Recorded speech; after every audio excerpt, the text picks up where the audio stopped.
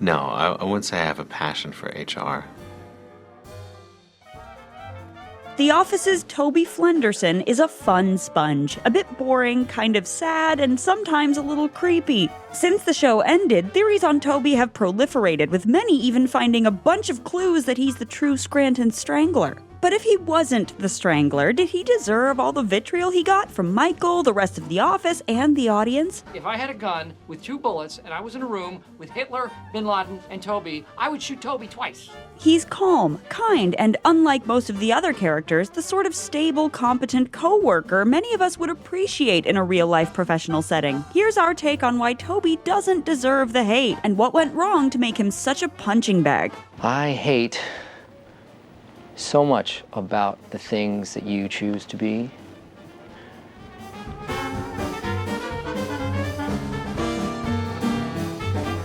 We are so excited to announce that we now have a line of Weird Girl merchandise. Which weird girl are you? Are you the dreamy space cadet living on your own planet? Are you the delightfully spiraling basket case? Are you the ferocious goth? Are you the awkward misfit? Are you the smartass? Make sure to order now to get it before the holidays.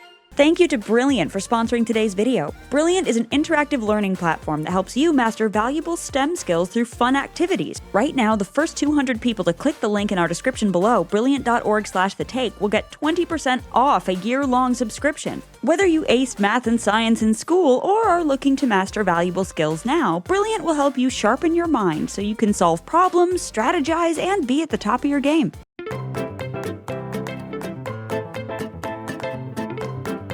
You don't hear a lie. Well, I think you're great. You're my best friend.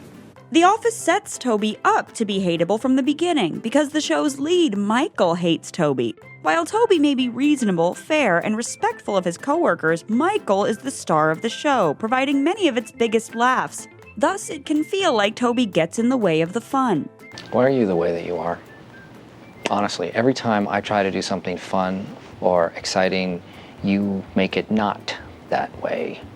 It's the reason many viewers are irritated by Breaking Bad's Skylar White, or Kay from The Godfather. Even if they're right, they threaten to shut down the exciting crime operations that are what we're there to watch. Workplace anti-hero Michael is great fun to watch, even or especially when he's a chaotic, belligerent, and cringeworthy boss.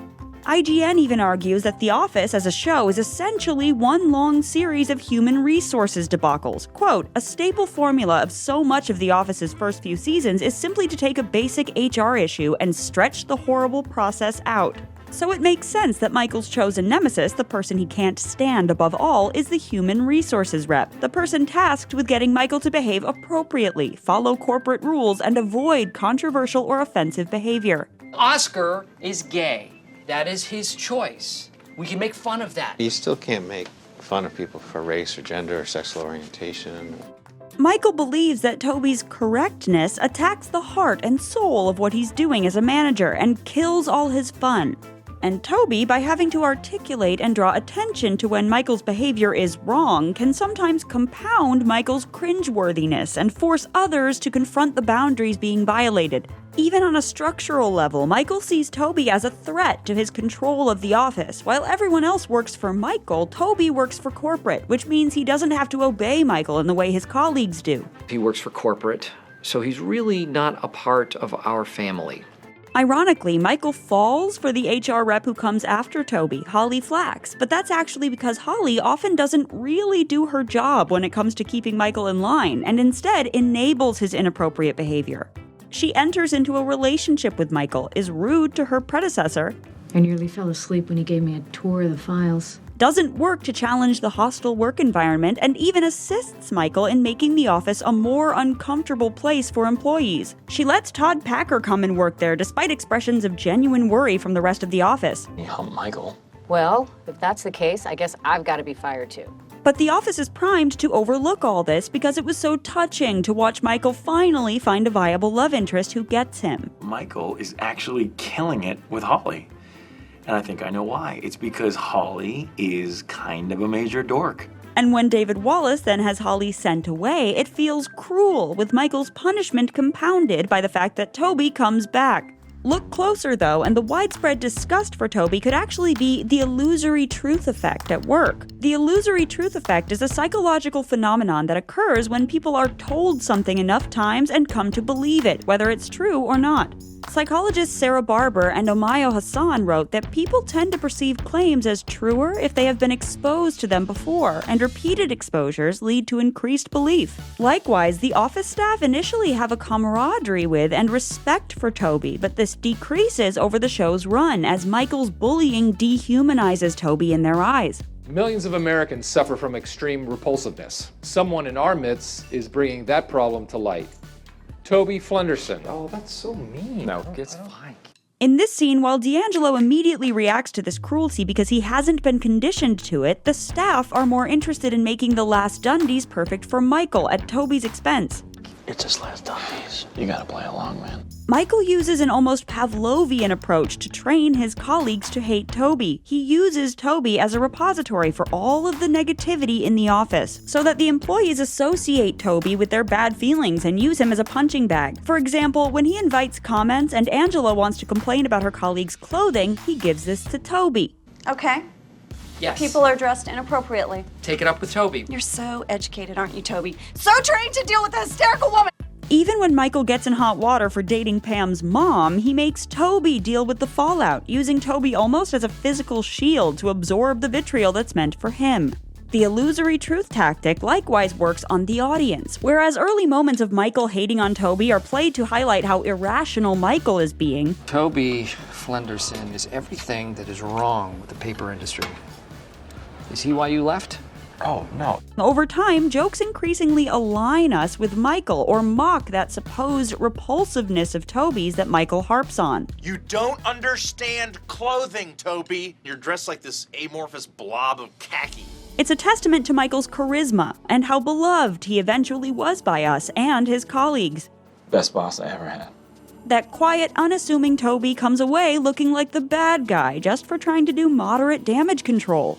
We, at the end of the night, are going to give the check to an actual group of Boy Scouts. Yeah, I didn't think it was appropriate to invite children since it's, there's gambling and alcohol and it's in our dangerous warehouse. But perhaps the biggest victim of the illusory truth effect when it comes to Michael's smear campaign is Toby himself. Toby goes from having a pleasant relationship with most of his colleagues and even a good-looking girlfriend at Phyllis's wedding to being really lonely and lost in later seasons, to the extent that he even tries to instigate a friendship with the Scranton Strangler. I would understand if a friendship began. How did Bogart put it? I think this is a start of my first friendship. He demeans himself by continuing to secretly hope for his tormentor's approval, even delusionally trying to set Michael up as friends with his brother in Boulder. I have a brother in Boulder, Rory Flenderson. You should look him up. Okay. Toby doesn't believe in his own self-worth anymore.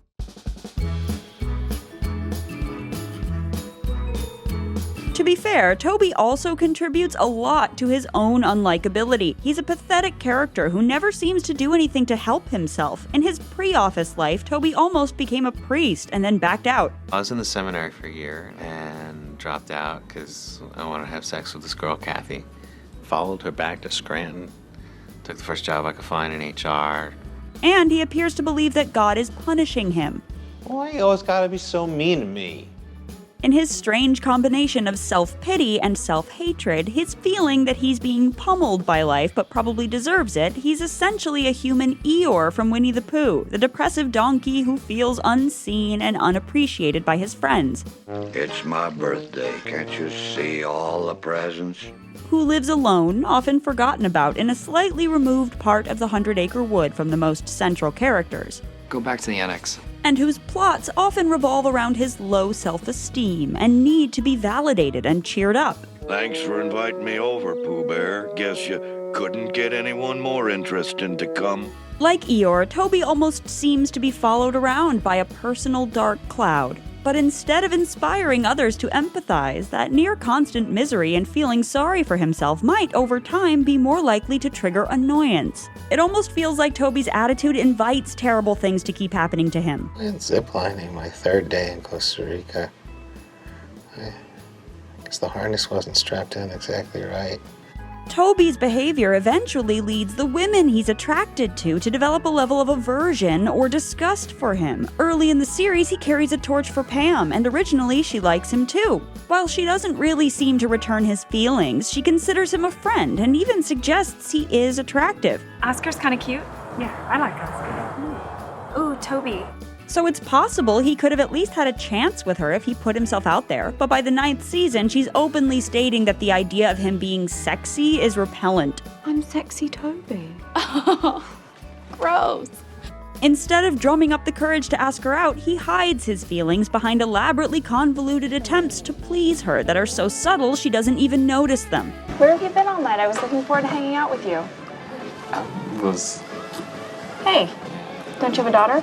In spite of never communicating his intentions, though, Toby feels something like ownership over Pam. He pettily refuses to recognize Jim and Pam's relationship, outs them before they're ready. The complaint was about Jim and Pam. You guys are together? Yes! Yes! Toby, was this your fun little way of congratulating us? Yes. And belittles the seriousness of their connection. We just wanted to know if we had to sign one of those we're dating things for the company. If it's just a casual thing, there's no need. Like Friends' Gunther silently pining after Rachel, Toby is caught up in a secret fantasy of being with Pam. It sometimes blurs his perception of reality to the point where, in a rare moment where he forgets to hold himself back, he embarrasses himself so badly by impulsively stroking her leg that he decides to move to Costa Rica on a whim. I have an announcement to make. I am moving to Costa Rica. I'm just gonna hop the fence and jog home now. Overall, because audiences love Pam and can clearly see that Jim makes her happy, Toby's inability to get over his feelings, respect her wishes, and be happy for her is likely to markedly diminish his character in most viewers' eyes. Toby's aura of unlikability is well established by the time Nelly Bertram joins the Scranton branch in the show's final season. But at first, she isn't biased against Toby like everyone else, as she hasn't been swayed by Michael's libelous hatred. When Nelly dresses up as Toby for Halloween, he's drawn to her. Are you me? Probably because he feels someone has at last noticed him, something he hasn't experienced, maybe in years. Later, in the same episode, he goes to give her flowers, but when she takes her Toby wig off, he almost looks angry and is shown smashing the bouquet off the wall. A few episodes later, Nelly makes out with him, in part to stop him droning on about the Scranton Strangler. But while Nelly sees this as a drunken Christmas party hookup, Toby jumps to assuming it's a full-fledged relationship. So proud of you, hon. Oh! And he continues to one-sidedly conduct the relationship. Not everybody has what we have. Essentially, he's continuing, like he did with Pam, to engage in limerence, excessive one-sided infatuation, which leads Nelly to view him as delusional, and eventually totally creepy. How did you know my plane had arrived? How long have you been stalking me? The biggest reason Nelly begins to find Toby irritating, though, is his profound lack of agency. Despite big talk of adventures like Costa Rica, visiting the Strangler, or writing the great American novel, he's so full of self-doubt that he's paralyzed, seemingly incapable of doing anything. You cannot keep blathering on about this Scranton Strangler. Do something about it. Been drafting a letter. For 2 years. Let's compare him to another character who initially seemed pretty stuck, unself-aware in his mental habits, and alienating to women. Pam's ex-fiancé, Roy, by the end of the show, is actually doing great because he worked on himself. I have a surprise for you. He plays piano? No. Roy? No. She's got a way about her. So perhaps the biggest gift Nelly gives to Toby is to push him to do something. It was very brave.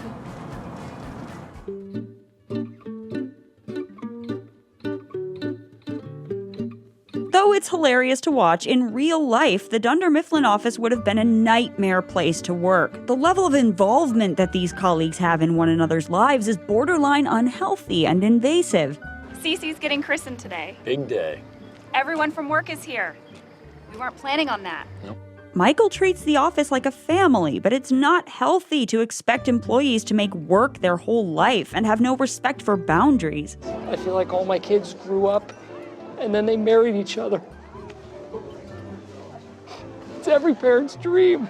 Actually, Toby is really good at his job as an HR rep and an effective ally for employees, in large part thanks to the things that Michael hates about him, like that he isn't much fun, tries to keep the boss in check, isn't easily excitable, and doesn't laugh at jokes that aren't respectful. He protects Jim from Dwight's over-the-top grievance reports. I have a standing appointment with Dwight for him to file a grievance against Jim.